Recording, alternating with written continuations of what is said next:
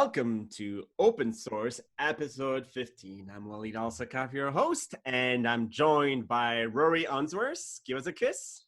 Hi. Thank you. And Mark Simpson. Do you want to give us a hi? Hey, everybody. Excellent, excellent. So, Rory, could you tell us what is it in the news that you found interesting this week? Well, this week is a bit of a repeat of something I got quite warmed up about 2 weeks ago. It's, again, GPT-3, which is the third generation of the generative pre-trained transformer produced by OpenAI. This thing is massive, as previously mentioned, trained on about 50 terabytes of language points. So anyway, for me, it represented, the reason I raised it before is it represented general AI coming of age. And this week I want to talk about it again. Something very, very cool happened, I think, which is that the CEO of OpenAI, so the company that manufactures this thing, came out saying the hype is way too much and admitting that the system still makes silly mistakes. So for me, that's great. A tech CEO not overselling something. It's got to be pretty rare, no? Kind of reminds me of Elon Musk saying something similar about his cars not so long ago, and then share price kept on going high. Yeah, smart move. Humility. Yes. Mark, tell us, what is it in the news that you found interesting? So it was an announcement today from the Chopra Foundation. So Deepak Chopra, the famous author and alternate medicine advocate, he's been very prominent in trying to tackle mental health and suicide prevention. And goodness, we absolutely need this. I mean, a scary stat. We have around 880,000 suicides per year on a global basis. To give you some context, that's 1 every 40 seconds. So even the short time we've been speaking, 3 to 4 people have sadly taken their lives. So anything that we can do to flatten that curve, I think, is going to be incredible as well. So as part of the Never Alone campaign, which is this global community to tackle this, and then it's a collaboration of both online and offline, they've partnered with Hedera Hashgraph on a DLT solution to help enable solving this problem. And a part of it was around, in certain countries, including the US, when you try and gain access to mental health resources, even if you've got insurance, and a lot of insurance there doesn't cover mental health resources, it's difficult. So the idea is, how can you make it more efficient, more accessible around this? And so they're currently building a platform. Phase 1 will be complete and in the market for Q4 this year, and phase 2 will be out in Q1 next year, and phase 3 in Q2 2021. So I'll post some links to both the announcement and the foundation in this. So I like that technology is coming together to solve some really significant problems here. Indeed, and it's interesting that they've chosen Hedera Hashgraph. I don't know if you recall, but we had Jim Nasser, founder of Agcor, which built a COVID-19 tracker on Hedera Hashgraph. So I'm wondering if there's more of a general push in the general healthcare area within Hedera. It's good. Rory, new background, and it sounds and looks familiar. Do you want to tell us a little bit about it? Well, behind me, you can see the Miro board that Mark put up within the community. And so it's accessible in the community, and it shows the possible use cases of digital ledger technology in insurance.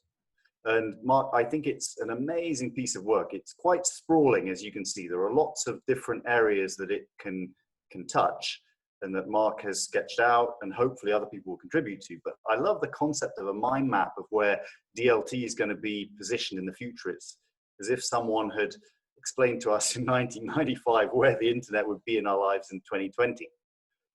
A real piece of futurology. Lovely work, Mark. And I actually have 2 wonders about this. The first is, has anyone else in the community seen this? I wonder that as well. You know, we're allowing you guys to use it under a Creative Commons license, but there don't seem to be many views. So I would really encourage you to go and check it out and use it, and preferably contribute to it if you have any other ideas of where DLT belongs in the future of insurance. This is our sort of co-created mind map. The second wonder, right, there doesn't seem to be anything yet about internal operations, Mark. Now, do you mind if I add something to the Miro on that?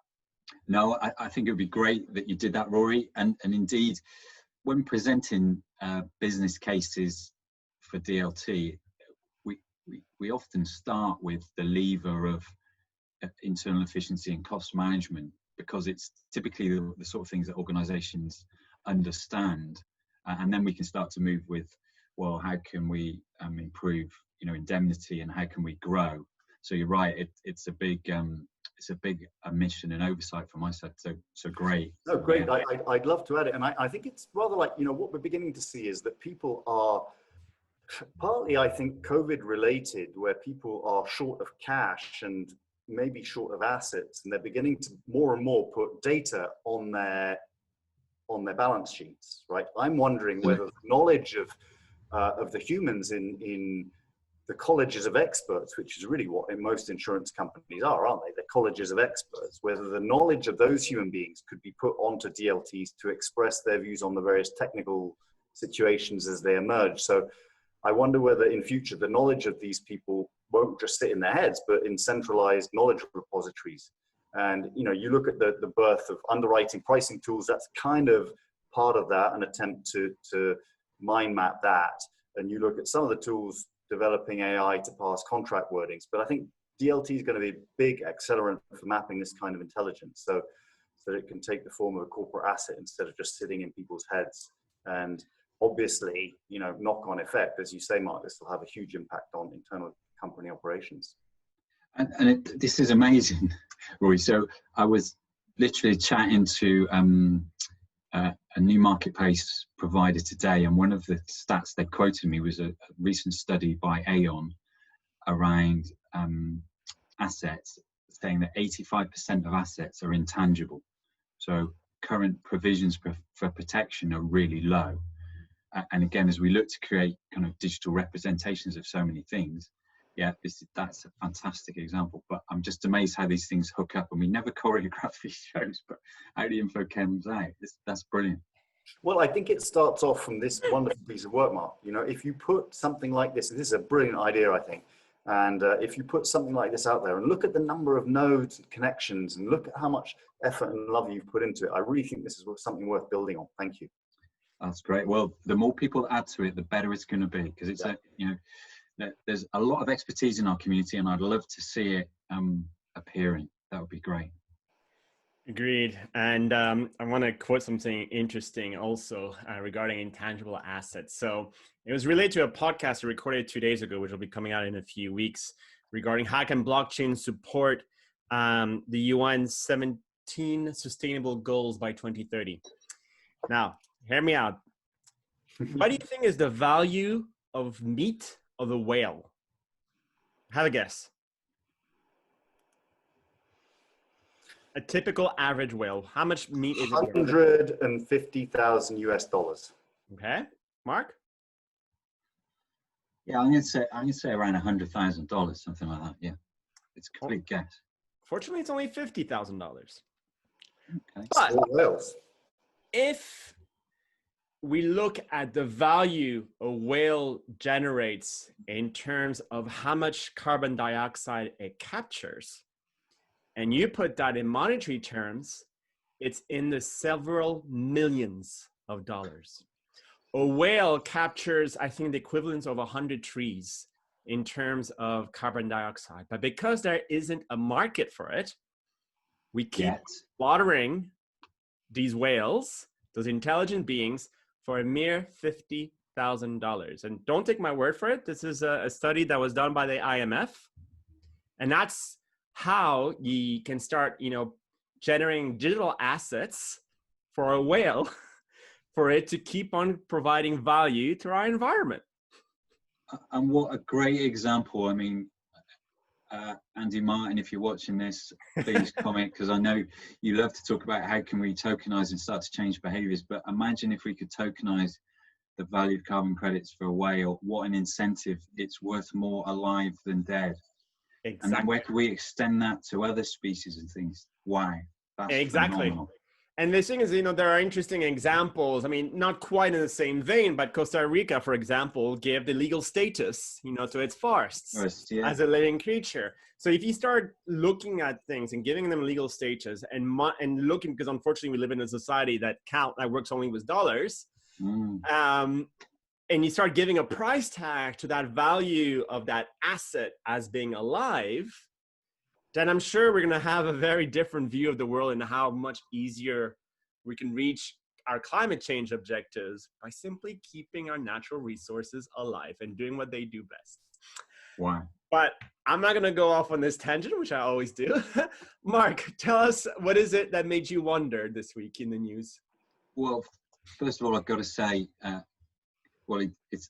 wondering even more about the last thing you said, but back to the topic. So the United States Postal Service filing a blockchain patent this week to secure mail-in voting really made me wonder, and not, I'll put the politics aside regarding the current president of the United States and his view on postal voting, but I think it's just really, yeah, I mean, it's interesting. But the thing that interested me most, or made me wonder the most, is about this secure voting system patent application. And again, it's how the technology could be used, and they see a way of implementing it to improve security of mail-in voting. So the whole provenance of voting and the potential for corruption is a big concern. But they're looking at ways, for example, of how you send out QR codes and you link that to a digital voting system. And internally, they separate the voter ID from the votes to ensure that there's vote anonymity.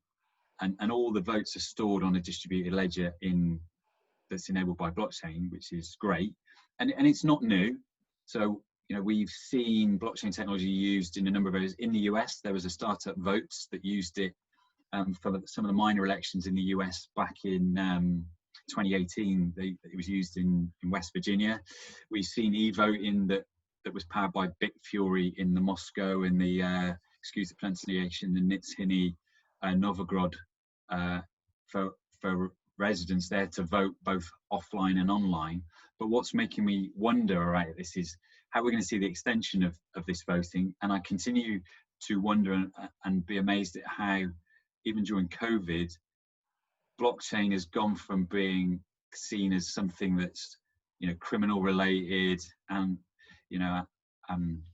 anarchy based, to being something that's really going to empower greater trust in society. So I'm just wondering where it's going to go next. Oh, I completely agree. It's definitely a fascinating space. I mean, we're seeing, an increasing number of nations adopting or considering the use of blockchain for electronic voting. We even, the city of Dublin in the United States, is using that technology, as we have it on our podcast. One of the UNICEF Ventures OS City is looking at applying that in the Latin American region. So we're just at the beginning of some great things here. But for now, I'm going to thank you both, very much for sharing your weekly, insights into what it is in the news. And you, our dear audience, we'd love to have you join us in one of our open source. As you can see, we talk both about insurance, about blockchain, about voting, about whales. We're here to generate interesting conversations and to educate the wider world on what is out there that is interesting. So if you'd like to join us in one of our episodes, please don't hesitate to send us a message or to put a comment in the box below. For now, wishing you all a wonderful weekend, and we'll catch you later. Bye, guys. Take care, everybody.